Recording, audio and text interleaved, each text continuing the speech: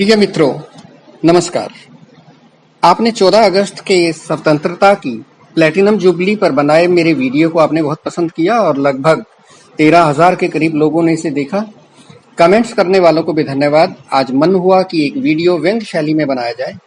मित्र लोग हंसना चाहते हैं, वैसे तो मैं अपनी वीडियो में गहरी बातों को व्यंग्य में कहता रहता हूँ, लेकिन आप हंसने का भी आनंद ले सकते हैं। हाँ, मैं फूहड़ किस्म के वीडियो नहीं बना सकता। उस फूहड़ हंसी के लिए तो आपके पास एक टीवी शो है जिसमें फूहड़ता फूहड़ कलाकारों के द्वारा ही नहीं होती, वरन जज भी ऐसे बुलाए जाते हैं कि जो फूहड़ हंसी हंसने के लिए भी अच्छी खासी पेमेंट ले लेते हैं। कमाल है भाइयों, इस दुनिया के भी रंग निराले हैं। परिश्रम और टैलेंट भूखे मरते हैं, उनकी जरूरत तो है नहीं किसी को भी। और दूसरी ओर फूहड़ता शस से श्यामल होकर के इंद्रलोक के तमाम आनंद उठाती है। तो मित्रों, आज जमाना है फूहड़ लोगों का और बाबाओं का। इन दोनों पर तो खुशकिस्मती जमकर के बरसती है और जमकर के बरसाती है पैसा, आनंद और शोहरत। बस आपको शो अधिक करना है, काम नहीं करना। शोहरत आपके कदमों का बोसा लेगी, यानी चूंटी मिलेगी। आप अच्छे गीत लिखिए, कोई नहीं सुनेगा। आप फूहड़ गीत लिखिए, फूहड़ आवाज वाले मोटी मोटी सोने की चेन पहने गवैये से गवाइए और कनस्तर पीटने वाले संगीतकार से म्यूजिक डलवाइए, तो फिर देखिए आप जल्दी ही उपरोक्त रायता टीवी शो में एक दिन विशेष मेहमान बना करके बुलाए जाएंगे और आपसे फूहड़ प्रश्नों के पूछ करके आपकी फूहड़ पर्सनैलिटी में भी चार चांद लगा दिए जाएंगे और आपका बैंक बैलेंस भी शुक्ल पक्ष के चंद्रमा की तरह से दिन प्रतिदिन रात प्रति रात बढ़ने लगेगा और एक दिन 14वीं के चांद सा पूरा चमकेगा। वक्त की बात है भाई। आप वेल टेलर्ड सूट टाई पहन करके चलेंगे तो लोग आपको होटल का वेटर कहेंगे और शायद वह आपको किसी बैंड का बैंड मास्टर भी कहें शादी में बजाने के लिए। और यदि आप महिलाओं की तरह कान में झुमका पहने, बाल लंबे करके पीछे जूड़ा या चोटी किए हुए बालों को फूहड़ से भूरे रंग की डाई करवा करके अपनी जीन को जगह जगह से फाड़ लीजिए और चमकने वाले रंगीन सन ग्लासेस लगा करके जरा बाजार में तो निकलिए। कसम से ट्रैफिक जाम लग जाएगा, लोगों में आपाधापी मच जाएगी और आपके साथ सेल्फी लेने के लिए और 50-100 लड़कियां अपने फोन नंबर वाली छोटी सी स्लिप आपकी जेब में सरका जाएंगी कि आपकी आने वाली फिल्म में आप उन्हें हीरोइन या किसी छोटे मोटे रोल में उन्हें कास्ट कर ले। मेरे कई मित्रों ने मुझे अपनी वीडियोस में फूहड़ता शामिल करने की भी सलाह दी थी ताकि मेरी व्यूअरशिप लाखों करोड़ों में पहुंच जाए। और मैं इंतजार भी करता रहा कि मुझे किसी कोचिंग सेंटर का कोई पता बता दे जहां के कण कण में फूहड़ता और मुझे फूहड़ता का कोई छोटा सा कैप्सूल पैकेज कोर्स करवा दे। हाँ, तो पैसा, शोहरत और ताकत पाने का एक दूसरा भी मार्ग है, वो है बाबा मार्ग। यानी बाबा बन जाइए, दाढ़ी लंबी बढ़ा लीजिए, लंबी होनी चाहिए, वो सफेद हो या काली कोई फर्क नहीं पड़ता। कपड़े सफेद हो, धोती कुर्ता हो, काला हो, गेरुआ हो, नारंगी हो, हरा हो, कोई फर्क नहीं पड़ता। और अपने साथ अपने जैसे मक्कार, बगुला, भगत चेले भी रख लीजिए। जितने चेले आपके साथ होंगे उतनी ही कृपा बरसेगी निर्मल बाबा की हरी चटनी से। कुछ जुमले बोलते रहिए, कुछ कलिष्ट भाषा के श्लोक रट लीजिए, बस। अब और कुछ भी करने की जरूरत नहीं आपको। आपके फॉलोवर्स की संख्या बढ़ने लगेगी, आपकी शोहरत चमकने लगेगी, आपका बैंक बैलेंस भी बढ़ने लगेगा और देश की राजनीति में आपकी पैठ भी बढ़ने लगेगी। बस, अब तो आप राजनेता और मंत्री बनने से कुछ ही कदम दूर हैं। हाँ, ये मैं भूल गया, अपना नाम भी बदल लीजिए और नए नाम के बाद आनंद, ईश्वर या स्वामी जोड़ लीजिए। फॉर एग्जाम्पल, यदि आपका नाम जुमला प्रसाद है तो आपका नया नाम जुमलानंद, जुमलेश्वर या जुमला स्वामी कुछ भी हो सकता है। नाश्ते में घर से निकलने से पूर्व धूर्तता की मलाई और झूठ वाली चटनी अवश्य खाते रहें। सच कभी नहीं बोलना आपको, वरना तो सब किया कराया एकदम खत्म और फिर तिहाड़ के दरवाजे जाएंगे खुल। आपने बहुत मशहूर कहानी सुनी होगी, अली बाबा और 40 चोर। तो जुमला बाबा जी के साथ में 40 चेलों का भी होना जरूरी है। यदि आप शीर्ष स्थान पर पहुंचना ही नहीं, चिपके भी रहना चाहते हैं, भाई ये 40 का अंक बहुत शुभ होता है। बच्चा पैदा होने पर जच्चा 40 दिन आराम करती है। कई यज्ञों व कर्म कांड में कहा जाता है कि यह 40 दिन तक करो, वह 40 दिन तक करो। जैसे शनि देव का प्रकोप हटाने के लिए 40 दिन तक सुबह सुबह पीपल की जड़ में जल चढ़ाओ।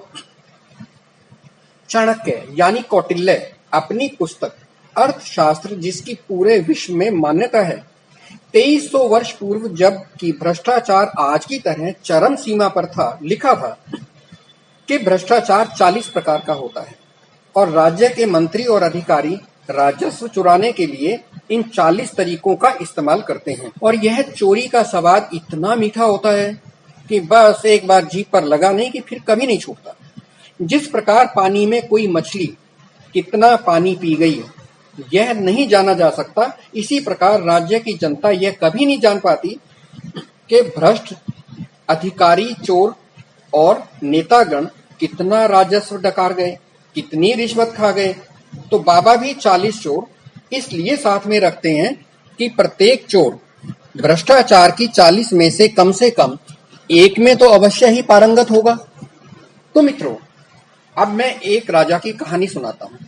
एक बाबा नुमा राजा अपने साथ 40 चेले यानी मंत्री परिषद के साथ राज चला करके प्रजा पर बड़ा भारी एहसान कर रहा था।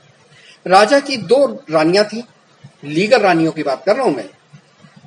वो थी, एक तो थी इमरती और दूसरी थी जलेबी बाई। दोनों रानियों का एक एक भाई भी था।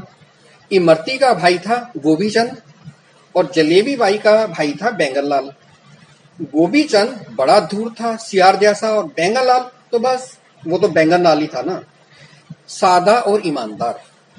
राजा जुमलानंद गोबीचंद को तो बड़े बड़े पद पर बैठाए हुए था, परंतु उसने छोटे साले बैंगन लाल को कोई भी पद नहीं दिया, बस उसे पॉकेट मनी देकर के टालता रहता था।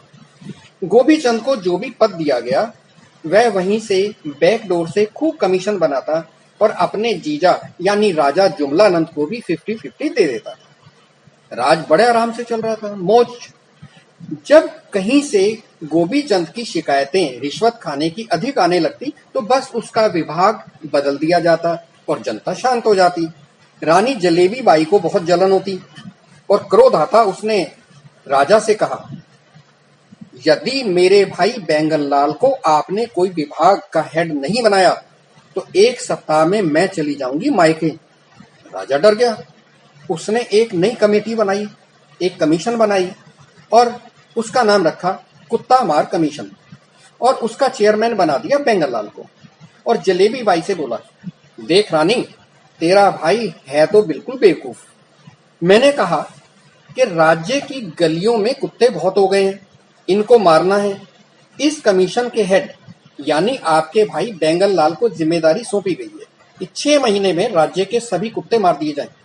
रानी जलेबी बाई बड़ी प्रसन्न हुई। उसने 3 महीने बाद ही राजा के सामने अपने भाई बैंगन लाल को खड़ा किया और गर्व से बोली, आपने राज्य के सभी कुत्तों को 6 महीने में मारने का आदेश दिया था ना, देखो मेरे भाई ने 3 महीने में सब मार दिए और एक भी नहीं बचा। देखा मेरे भाई बैंगन लाल की एफिशिएंसी को, 6 महीने का काम कर दिया 3 महीने में और पूरा किया 100%, एक भी कुत्ता नहीं छोड़ा। राजा ने माथे पे हाथ मारा और बोला, अरे रानी, मैं कहता था ना, ये मूर्ख है, रहा ना बैंगन का बैंगन। पहली बात तो ये कि 6 महीने का काम 3 महीने में क्यों किया उसने?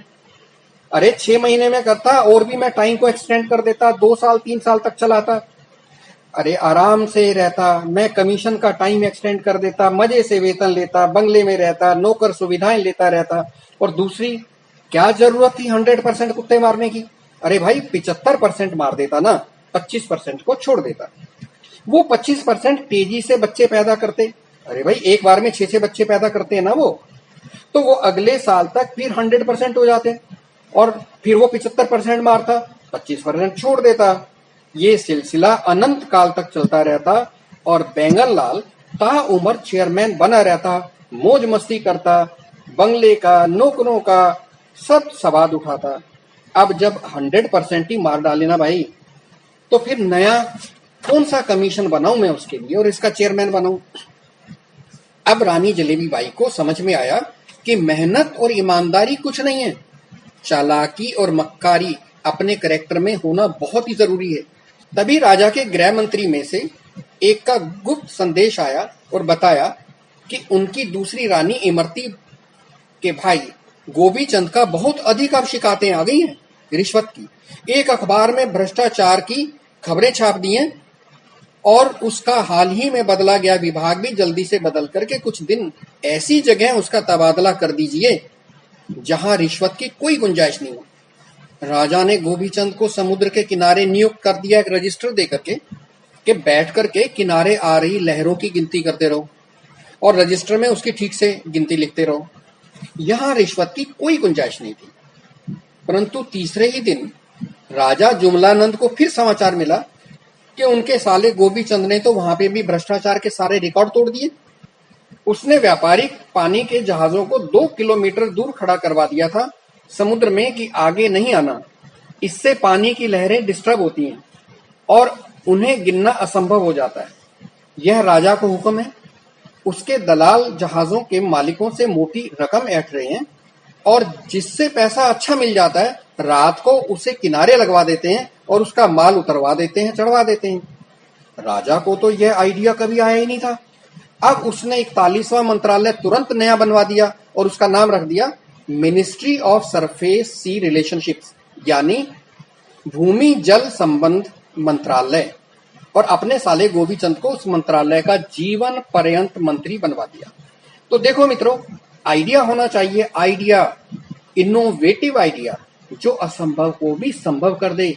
रेगिस्तान में रेत बिकवा दे, ग्रीनलैंड के बर्फीले प्रदेश में बर्फ बिकवा दे, गंजे को कंघी बिकवा दे और समुद्र की लहरों को गिनवा दे। जब हम किसी पर एक उंगली उठाते हैं भ्रष्टाचार की, तो बाकी 4 उंगलियां हमारी ओर होनी चाहिए जो बताएं कि हम उल्लू हैं, गधे हैं। और जब वह वोट मांगने आया था कि वह हमारी सेवा करना चाहता है और हमें अपनी शहद जैसी मीठी भाषा में गदगद कर गया था, तो मित्रों कसूर उस नेता का नहीं था, हमारा था, जो हमने उसे वोट देकर के एमएलए, एमपी, पीएम, सीएम बनवा दिया। मैंने कहा ना, जमाना है आइडिया वालों का जो फुहड़ हंसी हंस करके भी उस रायता शो में टीवी के करोड़ों रुपए कमा लेते हैं। तो अब मैं समझ लूं ना कि आप कभी बैंगन लाल तो नहीं बनेंगे ना भविष्य में, आप बनेंगे गोपीचंद। तो इस आश्वासन तथा आशीर्वचन सहित अब मैं आपसे विदा लेता हूं। नमस्कार।